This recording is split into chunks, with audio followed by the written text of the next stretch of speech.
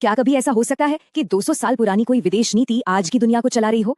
आज हम इतिहास में जरा पीछे चलेंगे और एक ऐसी ही कहानी को समझेंगे कि कैसे 19वीं सदी का एक सिद्धांत 21वीं सदी की एक बहुत बड़ी घटना की वजह बन गया। नहीं नहीं, ये किसी एक्शन फिल्म का सीन बिल्कुल नहीं है। ये एक ऐसी घटना थी जिसने सच में पूरी दुनिया को हिलाकर रख दिया था। सोचिए, एक देश की सेना दूसरे देश में घुसती है और वहां के राष्ट्रपति को ही पकड़ लेती है। तो सवाल यही है, आखिर ये सब हुआ कैसे? नौबत यहां तक पहुंची कैसे? इस सवाल का जवाब हमें आज में नहीं मिलेगा, बल्कि इसके लिए हमें इतिहास की गहराइयों में उतरना होगा, जहां इस पूरी कहानी की जड़ें हैं। ठीक है, तो चलिए सबसे पहले उस घटना को ही समझते हैं जिसने इस पूरे मामले को सुर्खियों में ना दिया। ये कहानी है एक राष्ट्रपति के अपहरण की। इस ऑपरेशन को कोड नेम दिया गया था ऑपरेशन एब्सोल्यूट रिजॉल्व।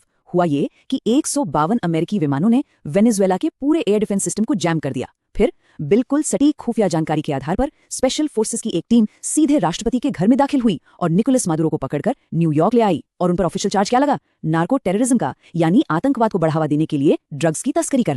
अब अमेरिका ने अपने इस कदम को सही कैसे ठहराया? इसको समझने के लिए हमें समय में लगभग 200 साल पीछे जाना होगा, उस नीति की शुरुआत में जो पूरी कहानी के बिल्कुल केंद्र में है। बात है साल 1823 की। उस वक्त के विदेश मंत्री जॉन क्विंसी एडम्स मुनरो सिद्धांत लेकर आए। देखिए, उस समय लैटिन अमेरिका के कई देश अभी अभी आजाद हुए थे और एक डर था कि कहीं यूरोप की पुरानी ताकतें उन्हें फिर से अपना गुलाम न बना ले। तो इस सिद्धांत का मकसद बहुत सीधा था, अमेरिकी महाद्वीपों को यूरोप की दखलंदाजी से बचाना। असल में इस सिद्धांत ने दुनिया को दो हिस्सों में बांट दिया। एक तरफ थी पुरानी दुनिया यानी यूरोप, और दूसरी तरफ नई दुनिया यानी नॉर्थ और साउथ अमेरिका। इसमें साफ साफ कहा गया कि भाई यूरोप अमेरिकी मामलों से दूर रहेगा और बदले में अमेरिका यूरोप के मामलों से। यूं समझिए कि एक लक्ष्मण रेखा खींच दी गई थी। लेकिन वक्त के साथ जो सिद्धांत कभी एक ढाल की तरह बनाया गया था, वो धीरे धीरे अमेरिकी दखल का एक हथियार बन गया। चलिए देखते हैं कि ये बदलाव आया कैसे। 20वीं सदी की शुरुआत हुई और राष्ट्रपति थियोडोर रूजवेल्ट का ये मशहूर बयान सामने आया। ये सिर्फ एक कहावत नहीं थी, ये अमेरिकी विदेश नीति में आने वाले एक बहुत बड़े और आक्रामक बदलाव का इशारा था। साल 1904 में रूजवेल्ट ने मुनरो सिद्धांत को एक नया मतलब दे दिया। इसे रूजवेल्ट कोरोलरी कहा गया। इसने तो सिद्धांत का पूरा मतलब ही बदल डाला। अब बात सिर्फ यूरोप को दूर रखने की नहीं थी, बल्कि अमेरिका को खुद ये हक मिल गया कि वो लैटिन अमेरिका के किसी भी देश में गलत कामों को रोकने के लिए दखल दे सकता है। और इस तरह अमेरिका इस पूरे इलाके का एक तरह से पुलिस वाला बन बैठा। और कमाल की बात यह है कि ये सिद्धांत सिर्फ कागजों पर नहीं रहा, इसे बार बार इस्तेमाल किया गया। चाहे वो 19वीं सदी में मैक्सिको में फ्रांस का दखल हो, या कोल्ड वॉर के दौरान क्यूबा मिसाइल संकट, या फिर 80 के दशक का ईरान कॉन्ट्रा मामला। इस सिद्धांत का हवाला देकर अमेरिकी एक्शन को सही ठहराया जाता रहा।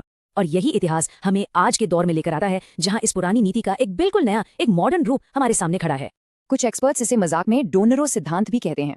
अब यहाँ सबसे बड़ा फर्क क्या है? 1823 का सिद्धांत जहां यूरोप के उपनिवेशवाद पर फोकस कर रहा था, वहीं इसका नया वर्जन चीन, रूस और ईरान जैसे देशों के आर्थिक और राजनीतिक असर को रोकने पर केंद्रित है। मतलब दुश्मन बदल गए पर मैदान वही रहा। लेकिन रुकिए, कहानी सिर्फ एक सिद्धांत की नहीं है।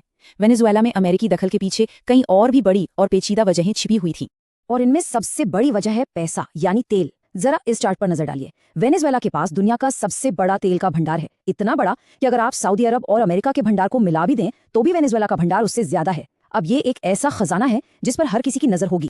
इसी के साथ साथ वेनेजुएला के अंदर के हालात भी बहुत खराब थे। महंगाई दर थी 1300%। सोचिए, ये सिर्फ एक नंबर नहीं है, ये उस देश के भयानक आर्थिक संकट को दिखाता है जिसने बाहरी ताकतों को दखल देने का एक खुला मौका दे दिया। तो जब हम सारी कड़ियों को एक साथ जोड़ते हैं तो पूरी तस्वीर साफ हो जाती है। एक तरफ तेल पर कंट्रोल की चाहत, दूसरी तरफ चीन के बढ़ते असर को रोकने की कोशिश, समाजवादी विचारधारा का विरोध, और इन सब के ऊपर नार्को टेररिज्म का ऑफिशियल चार्ज। और हाँ, उन देशों को एक कड़ा संदेश देना जो डॉलर के दबदबे को चुनौती देने की हिम्मत कर रहे हैं। तो आखिर में इस एक घटना का पूरी दुनिया के लिए क्या मतलब है? यह हमें ग्लोबल सिस्टम से जुड़े कुछ बहुत बड़े सवालों पर सोचने के लिए मजबूर करती है। आज दुनिया किधर जा रही है, इस पर दो थियरीज हैं। एक है एक ध्रुवीय दुनिया, यानी जहां अमेरिका जैसी बस एक ही सुपर पावर का बोलबाला हो, और दूसरी है बहुध्रुवीय दुनिया, जहां ताकत अमेरिका, चीन, रूस और भारत जैसे कई बड़े देशों के बीच बंटी हो। वेनेजुएला की घटना को कई लोग अमेरिका की एक ध्रुवीय दुनिया को बनाए रखने की एक जबरदस्त कोशिश के तौर पर देखते हैं। ये एक्शन सीधे सीधे उस इंटरनेशनल लॉ की नींव को हिलाता है जो दूसरे विश्व युद्ध के बाद बनाया गया था। जानकार मानते हैं कि ये यूएन चार्टर का खुला उल्लंघन है, जो कहता है कि हर देश की संप्रभुता का सम्मान होना चाहिए। इसे 21वीं सदी की टेक्नोलॉजी के साथ 19वीं सदी के साम्राज्यवाद की वापसी भी कहा जा रहा है। और ये सब हमें इस आखिरी और सबसे अहम सवाल पर लाकर छोड़ देता है, क्या हम एक ऐसे दौर में जा रहे हैं जहां अंतर्राष्ट्रीय नियम कानून पीछे छूट जाएंगे और सिर्फ सैन्य और आर्थिक ताकत ही सब कुछ तय करेगी, यानी जिसकी लाठी उसकी भैंस? आने वाला वक्त शायद हमें इसी सवाल का जवाब देगा।